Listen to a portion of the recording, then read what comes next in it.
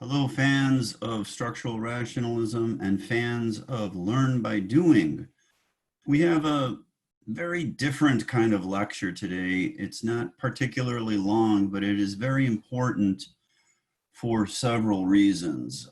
The first reason is that it is the topic of your second paper, and the paper is, obviously part of the grade. The second reason, though, is probably much more important, and it's part of the DNA, the fabric of our university. And yet, this topic is limited, I think, in particular to my department, the Department of Architectural Engineering. I have one of these famous illegal shirts. The university shut us down. We used to sell these things. So I have a bunch of these. You can't get them anymore. So, and I'm talking about the experimental structures facility out at Poly Canyon. I will describe the naming process that has happened over the years. I will add my own opinions on this, which you can agree with or you can disagree with. That's fine, because we are entering into the symbolic realm. So today's lesson will have very little on the scientific, a little bit on the social, which I think is important, and then I think the most important thing is the symbolic on this one. It's a little emotional for me, so I hope that I convey some of that emotion. I hope that my emotion on this topic affects you somehow, forces you to think about this facility, forces you to think about your own legacy at this university, and forces you to think about citizenship with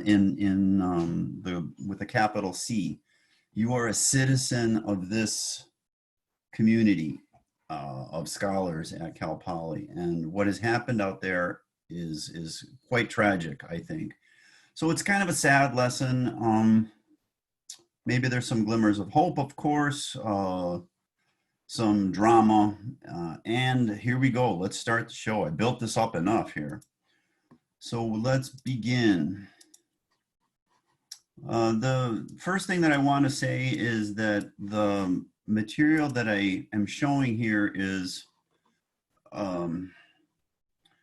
accumulated from a long time of thinking about it, talking about it, and the former associate dean of our department, who was there for decades, I want to think, Richard Zweifel, really put together the beginning of this talk. So I'm just going to say this is by him, and then the rest of it is me.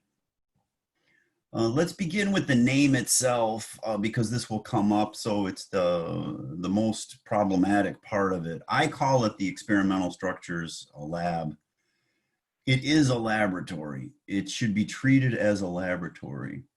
Over the course of my career here at Cal Poly, which is 15, 16 years, it started out as a laboratory, and then it morphed into this idea that it is the so-called architecture graveyard. And that name is catchy and somewhat descriptive, and that name has been used by admissions and by week of welcome, and I've complained about it a lot. I've been interviewed many, many times about this topic in print and other media, and my statement on the name is summarized as follows. If you call a kid an idiot over and over and over again, that kid will consider himself or herself an idiot eventually.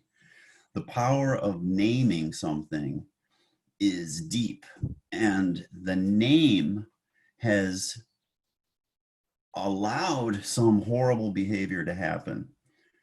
I don't blame admissions. I don't blame week of welcome. It's an organic thing that happened. But think about the way you name ethnic groups or subjects.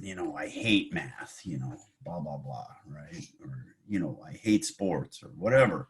the naming that you associate with a discipline actually affects your perception of the discipline.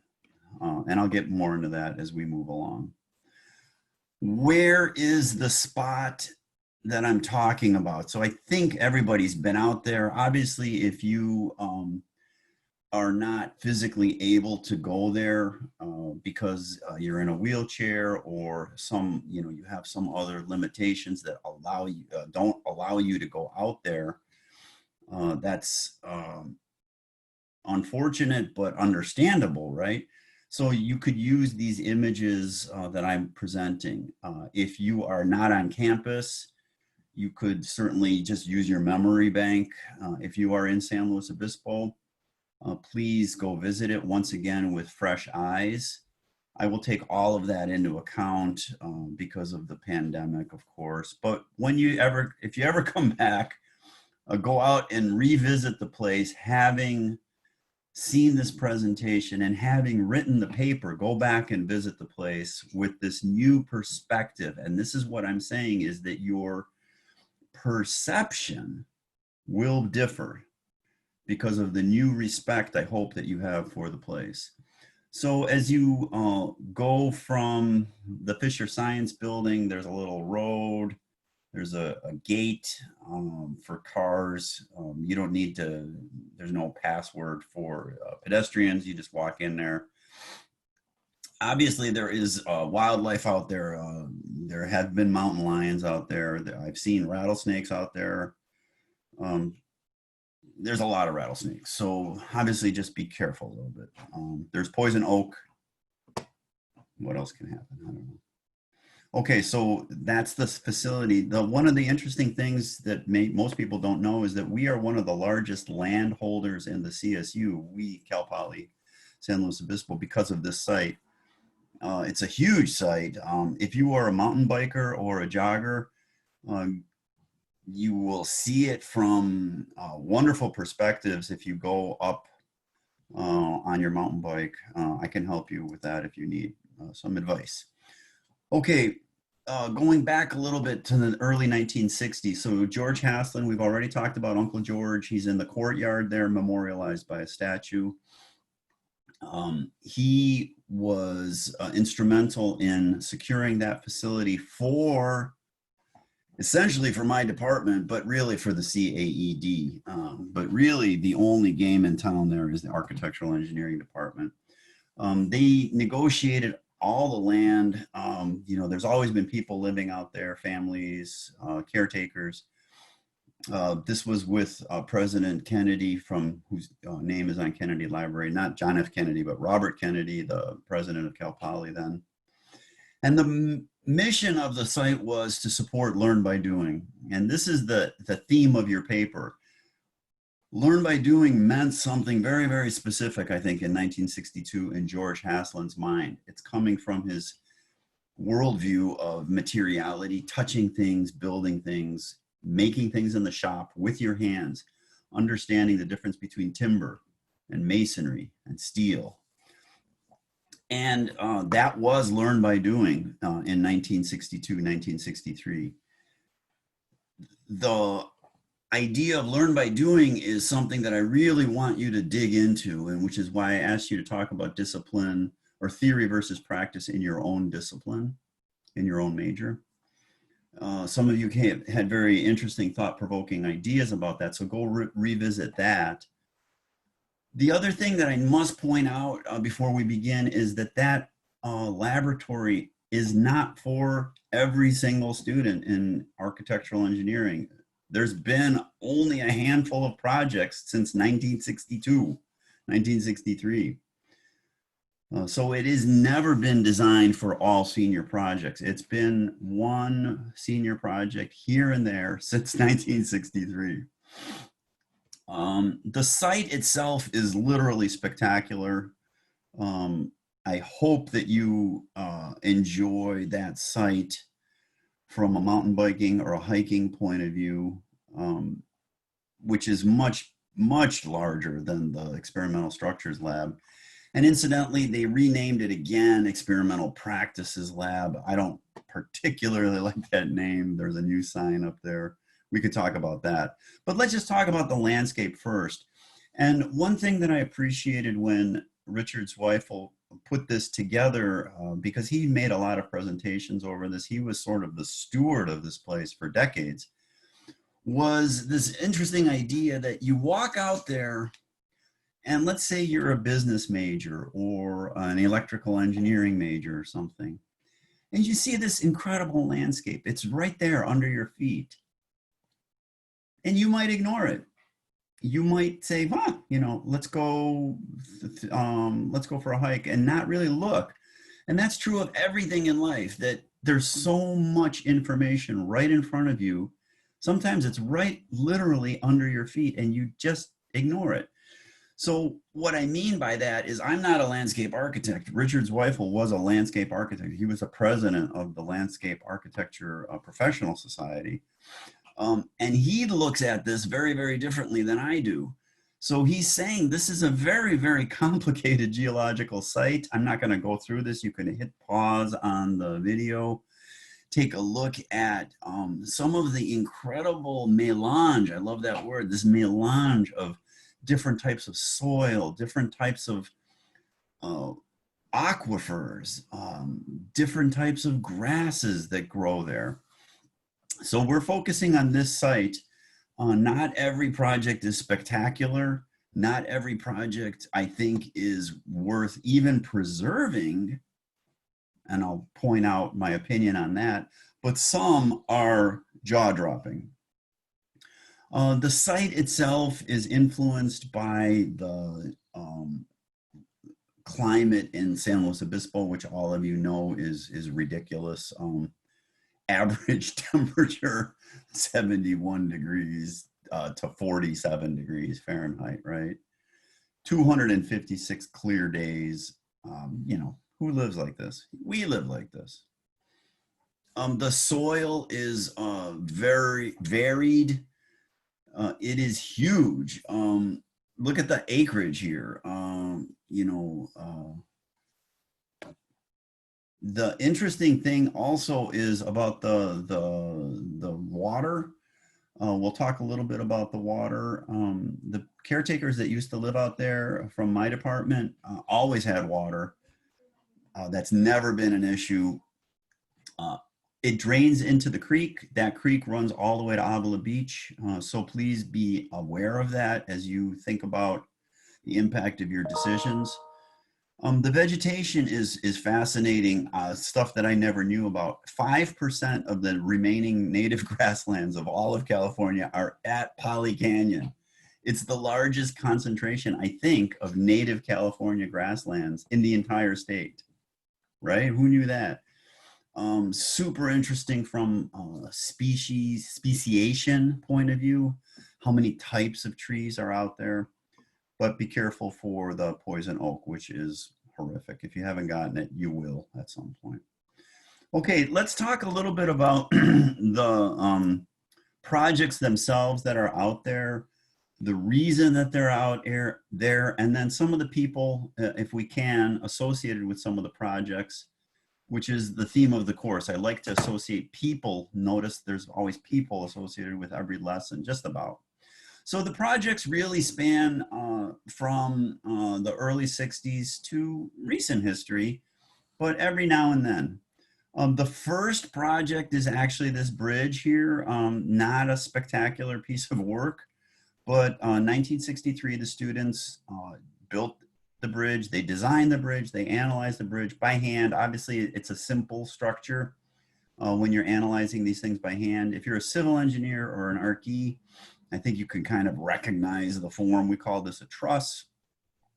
They're very easy to analyze by hand. Anyway, this is, I think, on the right side. When you're going down the path, it's actually before you hit the arch. This structure is worth pausing for a few minutes. We have a lot of interesting stories here from a social point of view and from a scientific point of view. So we call this the blade structure. The blade structure is there right now, but it has been rebuilt. The original blade structure was designed by Mark Haselton, who was a student at Cal Poly. And in the early 60s, Mark had heard about pre-stressed concrete, of course, because he took my course with Freycinet in the forefront. He wanted to explore draping of cables on the inside of the beam, pre-stressing them. And a lot of you got this wrong on your homework. You're pulling on a cable. Ladies and gentlemen, you cannot push on a cable. It is physically impossible to push on a cable, okay? That's one thing that you have to know. You can't push on a cable. You pull on the cable, and then you surround the cable essentially with concrete. And then there's plates and there's friction and stuff, but let's just think about two plates at the end of the cable. So you're pulling these two plates apart with the cable, and then you release the tension, and the cable wants to go back to its original position. The cable is on the spot where tension was supposed to be, but you pre-compress the element such that it is in huge compression. And then under load, it wants to have less compression. Some of you got this right, some of you got this wrong. It's a very, very subtle idea. Pre-stressing gives you less compression, but hopefully still you have compression. You're not opening up those cracks. So this is something that Mark decided to explore on his own as a student. And then he became super interested in pre-stressed concrete, and he ended up designing some of the tallest pre-stressed concrete buildings in the southeastern United States. He became a very wealthy man. He sponsored many of our labs. He drove an orange Porsche. He would park the Porsche next to Uncle George. He never got a parking ticket. Notice I'm speaking of him in the past tense. He died a few years ago, a major friend of the department. This changed his life, ladies and gentlemen. This project changed his life. It set the trajectory for a young man to create his own business, to become fabulously wealthy, and to give back to ARC-E. He has given back hundreds of thousands of dollars to ARC-E because of this facility, the Experimental Structures Lab, and his ability to explore this material in a very free manner. The structure was in trouble, and Nick Watry's still around too. He was one of the advisors on the reconstruction of the team here. You could see the old structure in the background of this kind of poetic photo that I have here, and the new structure in the foreground. The pedals are meant to be movable. They're discs. The old structure, we loaded it up until it failed, which we love to do. You could see the cables on the inside on the lower part of the slide here. The moral of this story is, ladies and gentlemen, you might walk by this thing and you say, oh, that's goofy, or that's weird. There's way more than that, right? This changed many people's lives, not just Mark, but his whole family. Like, you think about that, like the legacy of becoming the owner of a company, and you know, the financial benefits of that are rooted right here, right in front of you. Here's another super emotional story. This is one of my favorite structures out there, the tensile fabric roof structure. 2002, 2003, again, an incredible project from a social point of view. You have Royce, Kieran, and sorry, I forgot the third person's name, but I know Royce personally. He's architecture. I know Kieran, he was ARC-E. And then there was landscape architecture. I think her name was Teresa. Yes, I got it. Teresa, that's right. I don't know Teresa though. So let's just talk a little bit about the structure itself here. So Kieran was the ARC-E, super interested in tensile fabric roof structures. He went on and got his master's, I think, at Princeton University. He knew David Billington. And then he worked for a company that does tensile fabric roof structures, large fabric stadia. And then I lost track of where Kieran is right now. Royce was the architecture student, super interested in doing this. And like I said, I don't know Teresa, but we have a couple of advisors, Richard Zweifel with his name on there. Michael Lucas, some of you might know, he's still teaching. Abe Lynn has left the department as a full professor. He's up in Dagenkolb, up in the Bay Area, and I don't know who Walt is. The reason why I'm saying some of these names, these people are still alive, a lot of them. So you can interview these people if you have some energy and polite inquiries to pick their brains a little bit about it. I think everybody would be happy. I want to talk a little bit about the curvature of this. Obviously, it's a hyperbolic paraboloid, 2 up, 2 down idea. You could see the 2 high points on one side, 3 down, I guess. Maybe 3 up, 3 down, maybe here. I have to refresh my memory here. It looks like 3 up, 3 down. But the most important thing is that it's highly curved. Flat and fabric does not work together. If you have a fabric, it should not be flat. And that's why you never want to use quads. That's why you always want to use quads. That was a big oopsie poopsie, but I'm not going to edit this video. That's why you always use quads, because if it's a triangle, if you have a triangle, you cannot distort a triangle in 3D space. It will always be flat no matter what you do to the triangle. So if you take a triangle, it cannot distort in 2D, in 3D. Oh my gosh, I'm making so many errors. It will always be flat. The other fantastic thing about this structure is the smoothness. So you really want to design the 3-dimensional form. We do this on the computer now today, where we look at it in 3D and then we drop it down as a developable surface, which is an interesting mathematical idea. You're not responsible for that, but if you are a technical person, I'd like you to consider the following: taking a 3D form and flattening it out on the ground such that when you inflate it, let's use the word inflate, to the proper shape, there are no wrinkles. So it's a very interesting topological idea, topology, right? The other interesting scientific fact is the edge cables. So if you are making this, if you are making this, and I'm going to ask you to make a physical model for homework of something, the edge should be stiffened with a cable of some sort, which could be thread if you're making it a tabletop size. So that edge cable runs on the inside, like through a sleeve, just through a sleeve, and is pulling really tight. We'll talk about that again when we get to Fry Otto, but I'd like you to remember this image when we talk about Fry Otto. But the coolest scientific thing is the column in the middle. Look at the column in the middle, ladies and gentlemen. The column in the middle, of course, is in compression. The columns on the outside, they are canted, C-A-N-T-E-D, or slanted.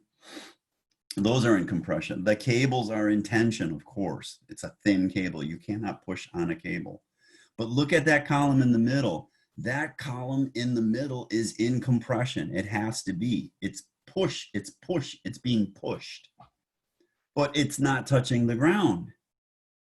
So what did Kieran and Royce do here? They put cables on the bottom of that center column and are pulling up with the cables. So those cables on the bottom are in tension and they are supporting it. So you have a floating column. Super cool idea.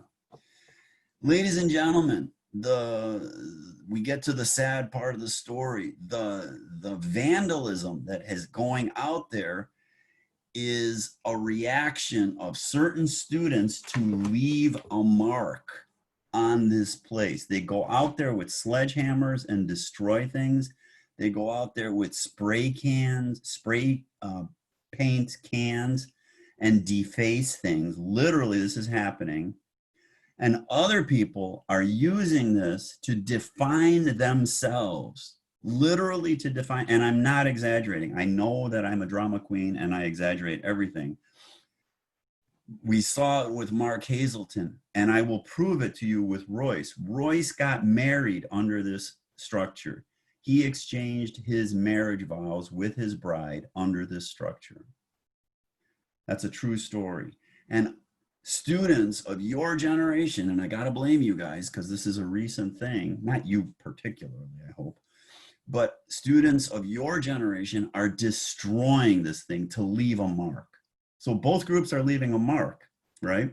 Mark Haselton left a legacy from 1963. The student with the sledgehammer is leaving a legacy in 2019, 2020.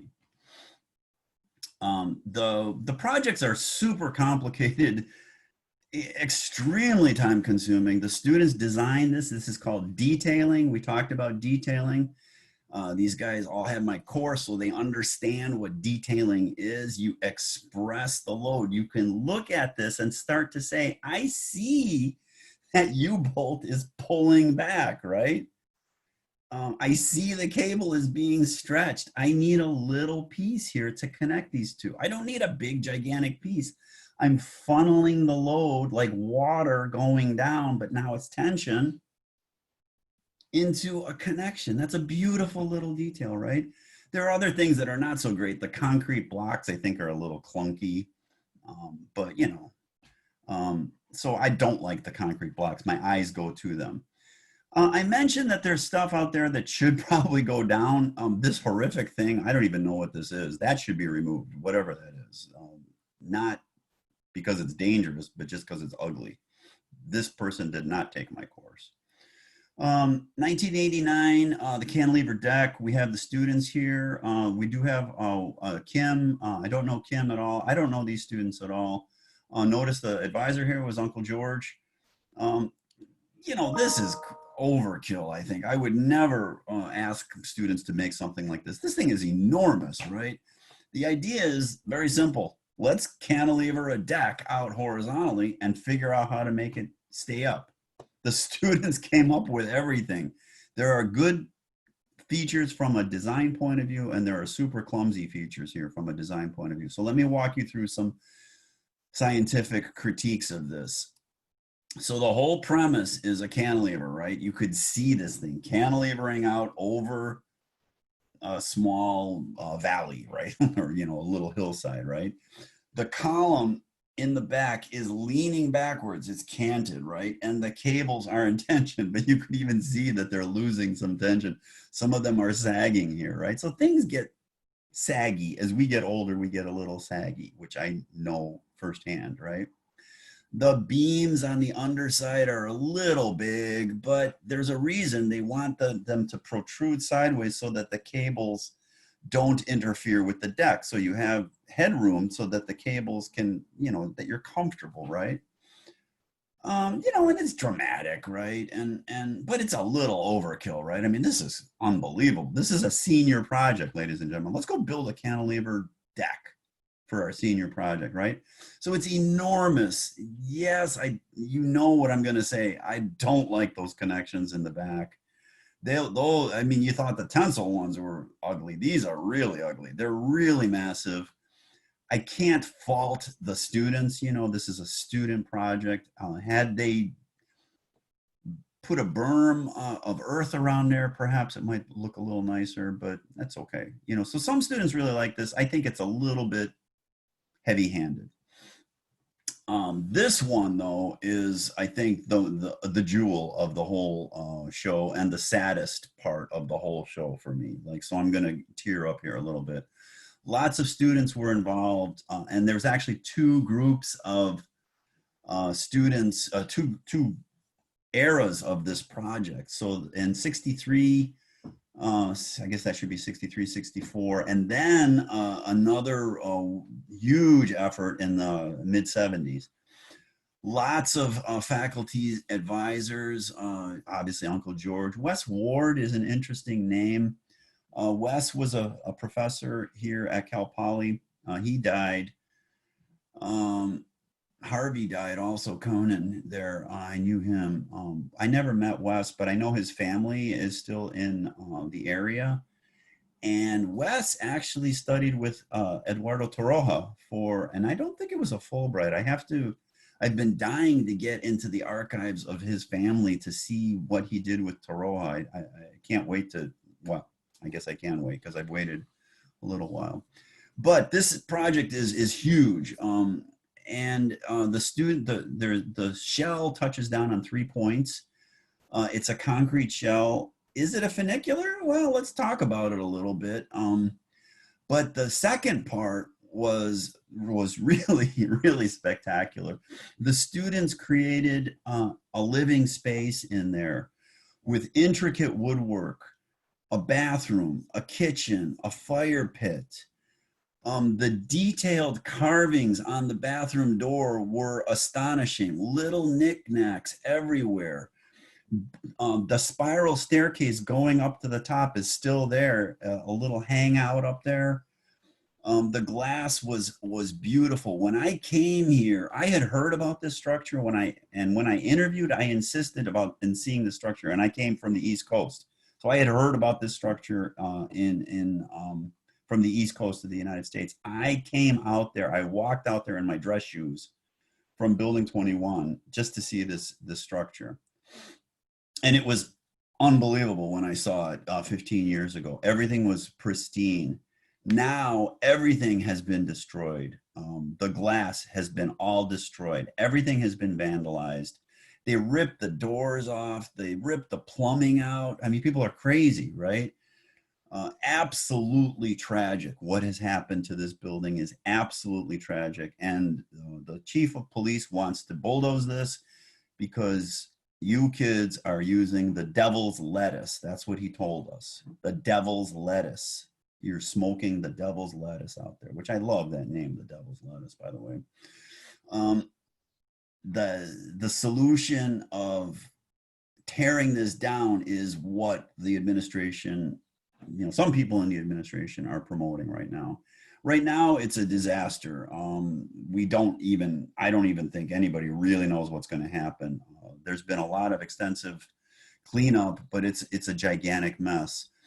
Let's talk a little bit about the form finding. The students took I think this is true, but I've been told that it's not true. So this is one that there is information out there, but you got to dig a little bit deeper. What I was told was that the students took a telephone pole, put a cloth on the telephone pole and hoisted the telephone pole up vertically, then pulled the cloth outwards, then poured concrete on the cloth, and then removed the telephone pole. And that makes a lot of sense to me.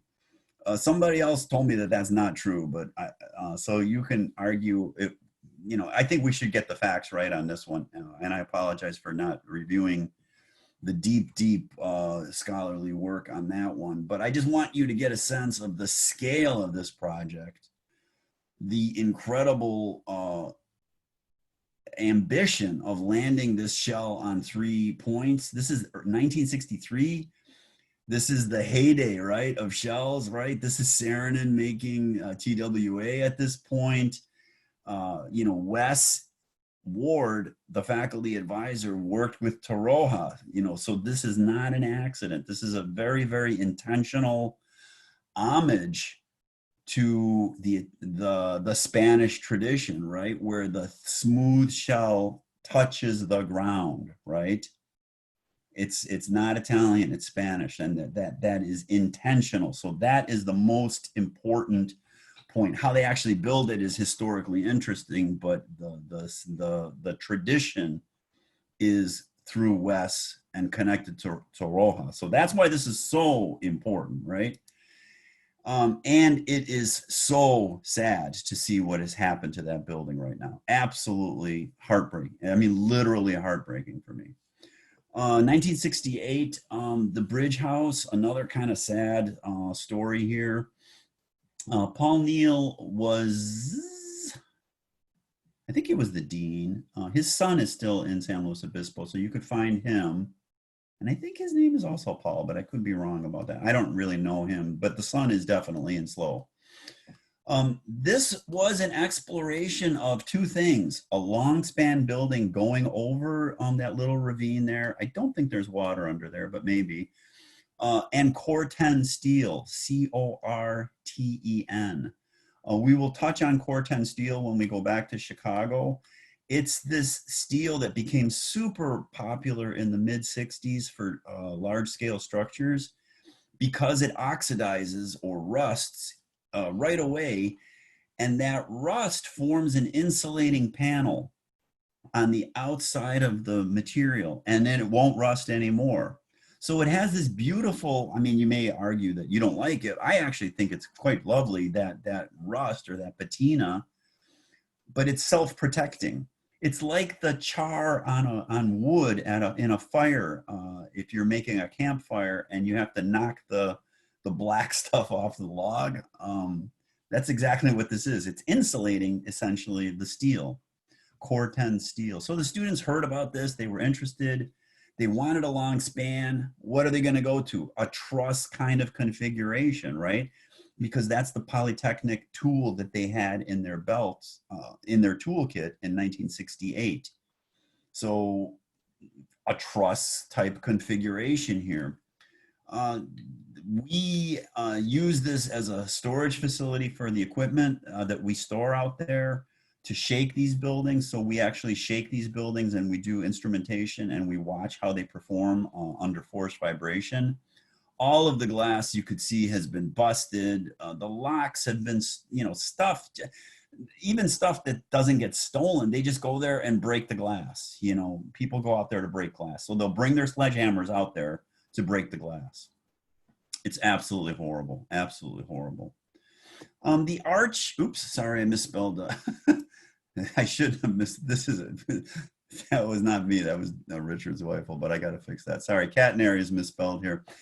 You may think I love this structure. I actually don't, because it's for two reasons. It kind of reminds me of Saarinen, but it also is fake. There's a steel reinforcing curved beam in there with the stones as sort of cladding. So the whole thing kind of smacks of, these guys did not take my course. As an entranceway though, yes, it absolutely works.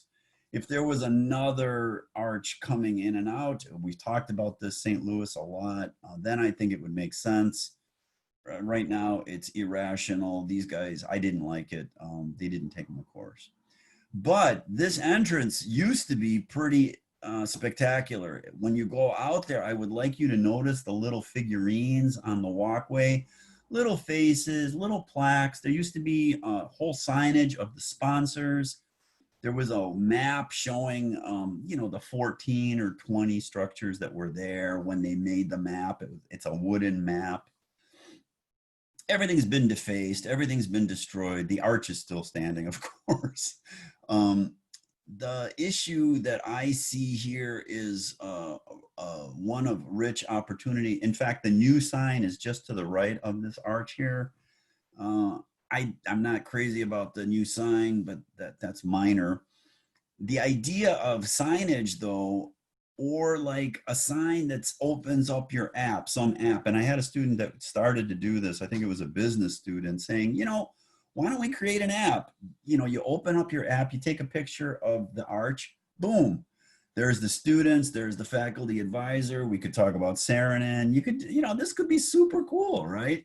So a 2020 reinvention of this is screaming to happen. It hasn't happened yet. As soon as you pass the arch, there's a little bridge. You may just walk right over that bridge, right? And go, yuck, what was that? Which is the point, right, that I'm saying. And that's what Richard's wife was saying. That's true of everything. Be inquisitive. It's right under your feet. The bridge itself is not spectacular, but the material is called Technite. It was a brand new composite. I don't know any of these students, so maybe they're still around, maybe not. Do some digging. They were interested in that material, Technite. It was a brand new material in 1973, a composite material with fibers embedded in a matrix, a polymer of some sort. So if you're a materials engineer, you might want to look at this. You can go over there. You could see some of the figures that are still there with, it looks like ancient ruins, right? Like busted off noses and stuff. Absolutely heartbreaking, right? But this is where it used to be much more attractive, this entrance to what I call the experimental structures lab. There's a couple of buildings there that are not important. This is one of them. I don't know Randy at all. We use this to store wheelbarrows now because we do have a cleanup committee that I'll give you the background on that. That's an interesting social part. Wes Ward shows up again in 1964 with the geodesic dome. This is a great story. You can find pictures of the students carrying this structure to the union. They put this on the student union as a prank, right? Back in the good old days when you guys could do college pranks, right? The other super interesting part of this story is the link to Buckminster Fuller, of course. So Buckminster Fuller is credited with inventing this geodesic dome, this idea of creating a hemisphere from a kit of parts, right? So look up Fuller, F-U-L-L-E-R, and the geodesic dome, and your whole world will, you'll spend 2 hours on that alone. The students saw Bucky. He came to Cal Poly, and he was famous for giving these 10-hour lectures or 12-hour lectures. He would just talk for 12 hours. People would come, people would go. They'd bring him water, maybe a sandwich or something, and he would just keep talking, and nobody ever understood anything that he was saying. But he came to Cal Poly. Students were super inspired. They built it. There was a prank, and then they carried it out to the canyon, and there it is. And then what? Like this could be an amphitheater, right? It could be clad for, maybe in the back to kind of project the sound forward so we could see the stars at night. We've cleaned up the poison oak. I actually did get poison oak right there. But the steps are, everything's a mess there. It's kind of a mess, but the structure itself is in good shape. The bathroom. Who would have thought the bathroom is interesting? And I will tell you, I actually love his bathroom because the bad guy shows up again. Yes, the bad guy. Saarinen shows up here. So the students in 1972 were enamored with Saarinen. It's like Goldfinger, right? The bad guy is always the interesting one, right? So they decided to make an homage to Saarinen's TWA terminal, and they did it with the bathrooms. How did they do this? They actually used the earth. So they dug up the earth around there and created the two mounds for the women's side of the bathroom and the men's side of the bathroom, poured the concrete on the dirt, obviously with some, plastic and rebar, reinforcing bars, and et cetera, then moved away the earth, and then the TWA sort of homage to Saarinen is there. This was a functional bathroom. Ladies and gentlemen, people have come out and ripped the plumbing out of the walls, out of the ground, literally tore it out with their hands and with tools. People brought tools up there to rip out the plumbing. You explain that to me now. How could that possibly be true? And it is true.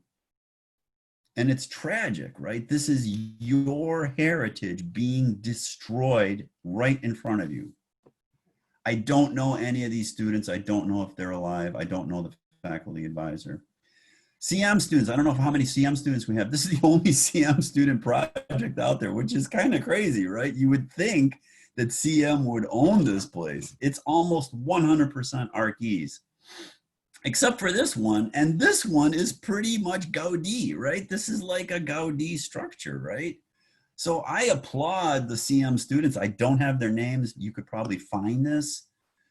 This one is in surprisingly good shape. It gets defaced a lot, but it's pretty robust. It's structurally, I think it's pretty sound. It's complicated. I wish I knew the names of the students. I don't have it, but it's a terrific little visit there. It's right next to the bathroom over there. The sundial is out there, but this was not vandalism. This was just a lousy design by my students. It was supposed to be pre-stressed, but look at the cables in there. Super tiny cables. They just started to fail. And so we left it there as Roman ruins, right? From 1971. I don't know John Stewart. You can find it. But this was actually a real sundial. So a sundial is a cool idea, right? I don't know much about it, but maybe if you're a landscape student or you're interested in ag, and you're outside, the idea of a sundial where you are calibrating where the sun is according to the season with a map on the ground, that's a fantastic idea. Like, why not make another sundial out there? But it's out there. You can go find it. You just got to go look for it. These photos will give you a sense of where it is. You could see the cantilever in the background. The stick structure has been renovated. This is an old photo here. Jake is still here. Jake Feldman is in San Luis Obispo. I don't know William Phillips though, and I don't know any of those students either. What this was, it was a gigantic structure, and we use this to shake. So our students vibrate this building with a vibrator, and we instrument it to watch how it's responding to the forced vibration, which is either a sine or a cosine. It's not like a real earthquake, which is random.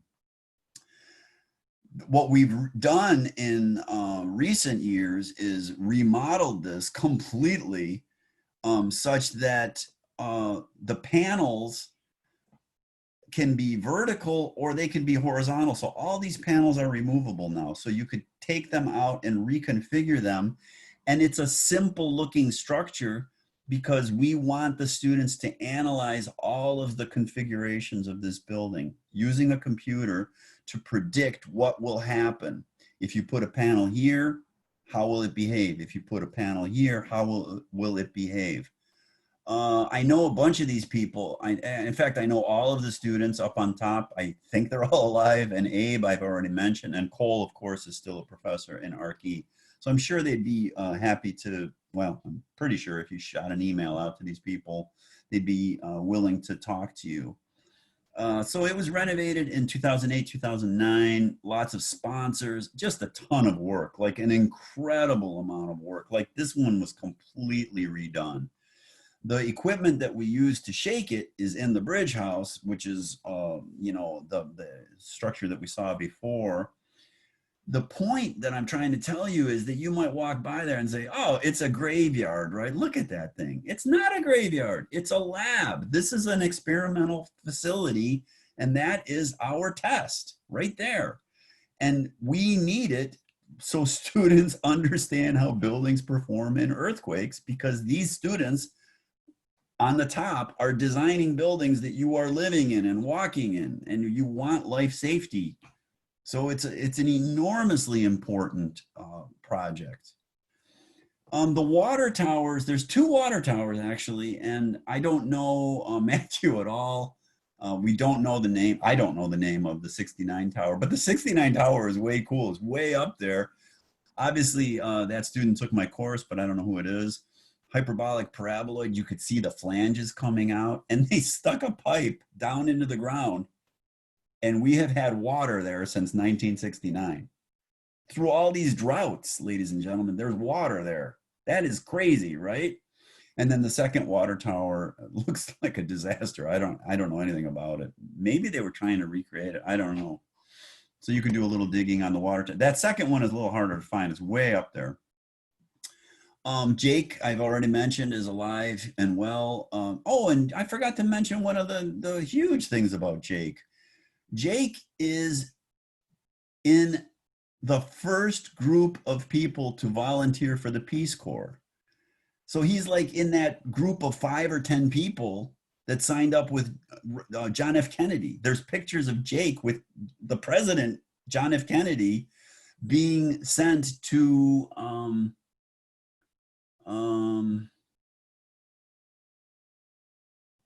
gosh, I can't remember where he went to. I think he went to Tanzania. I can't remember. He learned Swahili, so Jake speaks a little Swahili still today. So that's crazy, right? Like, so, but he was also, Jake took my class, of course, and he was an homage to Nervi. So this is the Italian tradition. We see pronounced ribs and expressive buttresses taking the load down to the ground. We don't see the vault, but we do see the ribs. So, is this a piece of art? Obviously not. Is this thing extremely robust? Yes, it is. You can climb on this one. It will not suffer. But here's my problem with this as a learn by doing approach. So this is my opinion. You could take it or leave it. The students prefabricated every single one of those pieces in the concrete yard behind my building, building 21. And they carried each one of those pieces up to Poly Canyon, and they hoisted it up, and then they grouted it in place.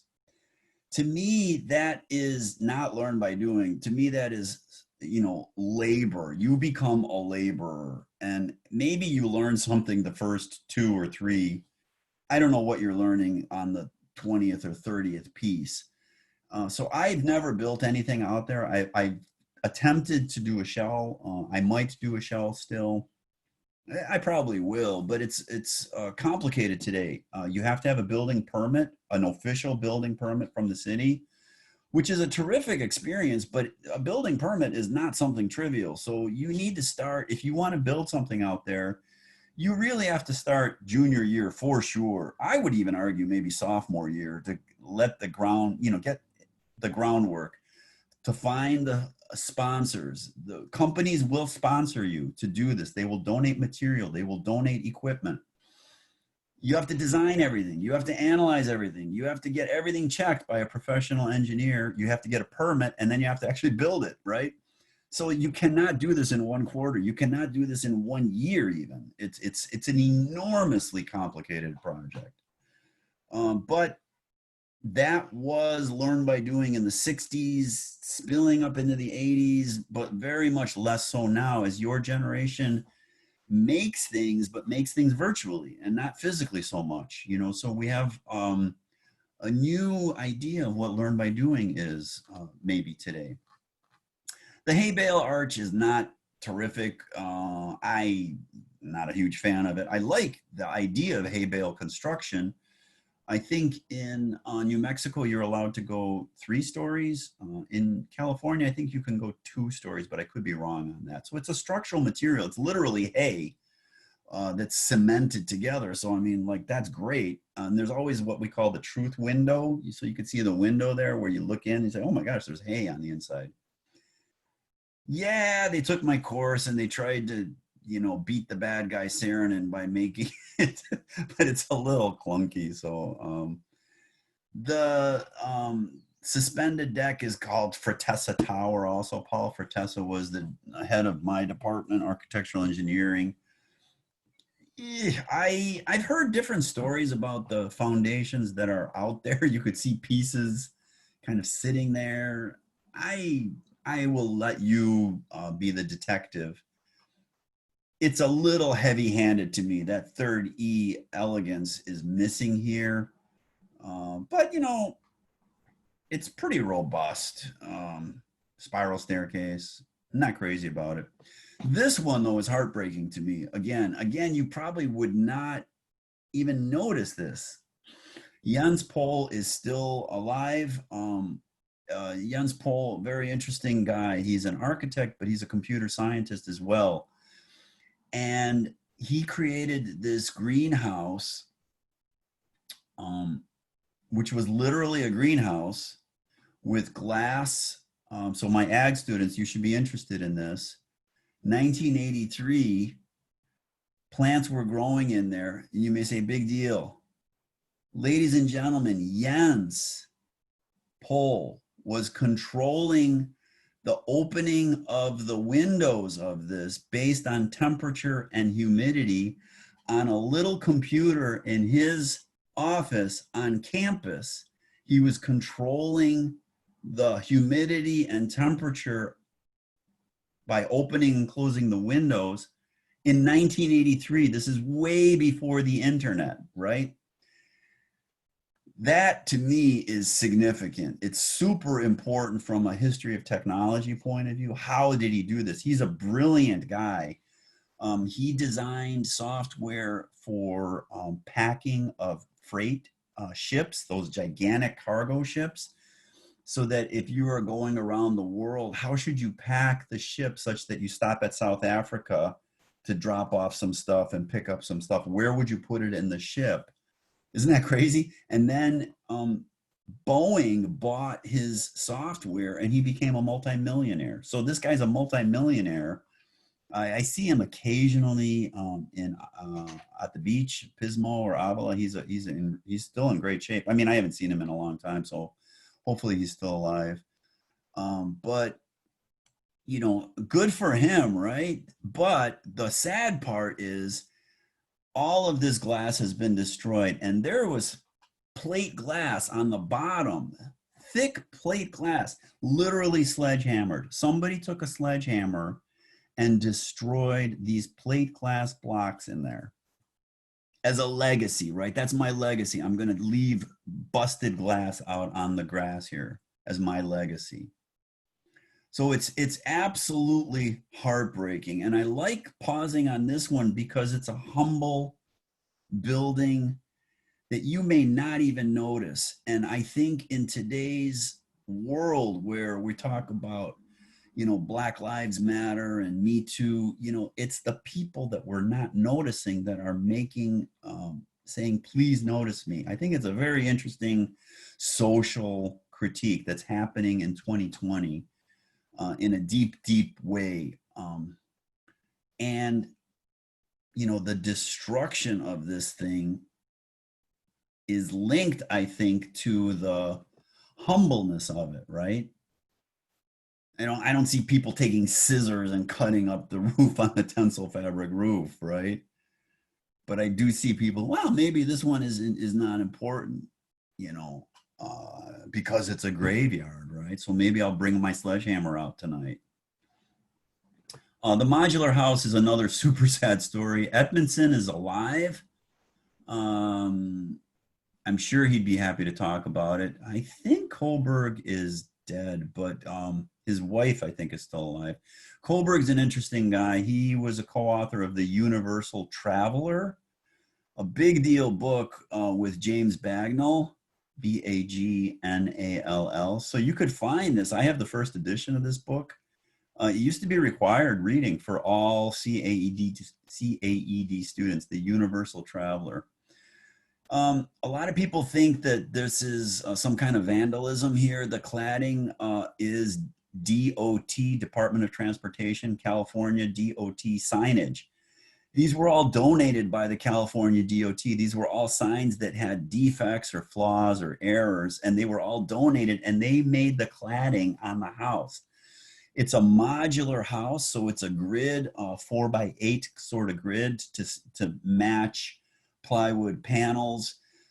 Things could be moved. When I came here 15 years ago, students were living in this house. They were our architecture and archi students. We used to go out there for stargazing, bonfires. I used to go out there, and they were the caretakers. They didn't have guns, you know, protecting the place, but they lived there.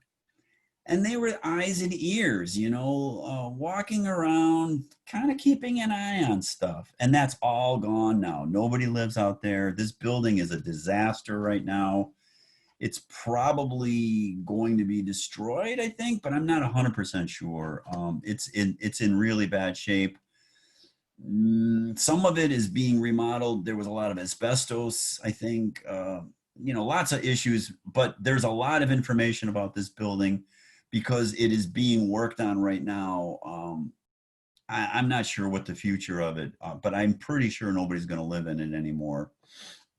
One of our students created, because he did, and I'm not making this up, he did take my class, and he created a funicular bridge out of empty beer bottles. I don't know where he got all these empty beer bottles. I never did ask him. But he made a funicular bridge out of beer bottles, empty beer bottles that were cemented together. Somebody came and destroyed the bridge just with the sledgehammer, came out there and busted up the bridge. Right, so you could see this. This is easy to find. It's on your left when you walk into the facility, kind of hidden there behind the trees. Looks like some red shirts out there. Obviously, the place is special because of Design Village. We did not have Design Village this spring because of the pandemic, but it's been there since 1981 every year, where community colleges design structures and spend 2 nights out there. And then our freshmen, archies and architecture students also design structures and spend 2 nights out there. They have to carry everything up and they have to leave without a trace. So it's a fun weekend, you know, fanciful, energizing, design oriented, building, making, lots of positives here. So you could see the pride that the students have with, you know, creating something that they can live in. So another true story, Nicole O'Hearn, O''Hearne. She did take my class. I'm not making this up. And when she saw this lecture, she said, I'm going to do something. And she created this committee called Poly Canyon Days, where pretty much once a quarter, students would like to volunteer their time, go out there, clean up, repaint, refurbish, whatever. Sometimes it's just taking out the weeds. Sometimes it's more. The incredible part of the story, I think, is that after Poly Canyon Days, efforts such as the one on the right, vandals say, oh, a new canvas. So often what would happen is we have a before, after, and then another after picture, which I don't want to show you, where they re-tag these things saying, oh, thank you. I can express myself now as an artist once again by tagging these things. So Nicole O'Hearn created Poly Canyon Days. I have to find who's in charge right now because the leadership changes. I'll do a mini 10-minute interview with the leader. It's always Archie, but it's open to anybody. Anybody can join the group. And I will get you the contact info. I don't know who's running it right now. That's my last slide here. So I want to just end with this idea of naming the structure. You will get an F in my course if you call it the architecture graveyard, unless you you know, use that term and then kind of reverse it.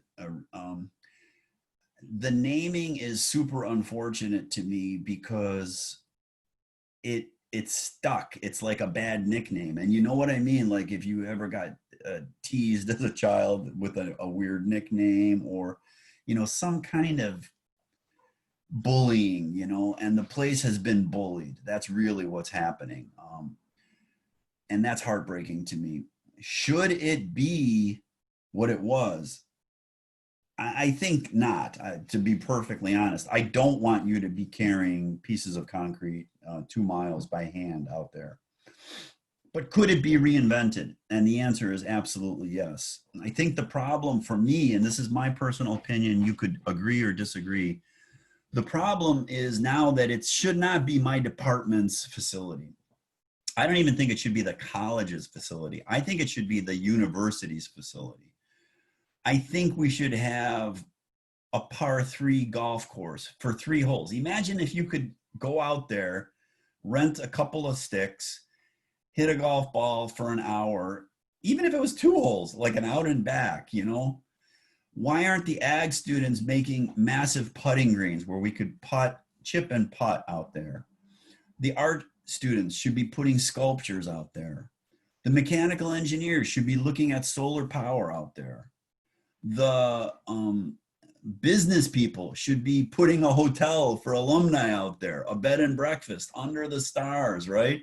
With students, waiters, and student cooks. I mean, you would book that place for a year, I think, if you set that up. The issue that I'm trying to say is it should be ours. And right now, the police chief wants to bulldoze these things because it's not ours. It's a place where people go out there and smoke marijuana, right? And to me, that's too brutal of a solution. But the way it was, I don't think it works. I like the idea of student caretakers out there. There's been lots of arguments of why we can't have student caretakers. These are all legal issues. We don't want to get sued. I'm sure that's what it is. If something happens, somebody's going to get sued, right? There are deep social issues here, and then there's symbolic issues. So that's really what I want you to think about. What does that place symbolize today? Does it symbolize decay and a loss, right? That we lost something that we will never have again? Maybe. Does it symbolize potential? Perhaps. But does it symbolize something dark in our society? Perhaps, you know, this, I don't know who's doing it. I assume it's Cal Poly students. I mean, I can't imagine, you know, people, gangs from Chicago coming out here in buses with sledgehammers and say, let's go to Poly Canyon and break Jens Pol's lab, right? You know, that doesn't make sense to me. So there's really some soul searching here that I think opens up this kind of introspective idea. How do I treat things? How do I treat people? You know, with respect, with dignity, or with disdain, and with sledgehammers. So, like I told you, I knew it would be a little bit emotional. I hope I planted some seeds. I will get you the name of the person who's in charge of Poly Canyon Days. I will interview this person. I don't know who it is. Typically, I have that person come to class and do a little sign-up sheet to get volunteers. But we have a historian who graduated right now. There is a ton of stuff. This site has been on 60 Minutes, this old CBS news show. You could find, even in the Mustang Daily, in the archives, lots of information about it. The Vision, which is the history of the CAED, has a lot of material on this. It's a book. It's in my department, but of course my department is closed now in the pandemic, but you might be able to find used copies of The Vision. So in general, I think it's a deep topic of discussion, and more importantly, it's a deep opportunity for introspective thought that I hope that you take that seriously and maybe move it even beyond this one facility into this broader idea of respect. Okay. All right. Well, thank you very much, and good luck.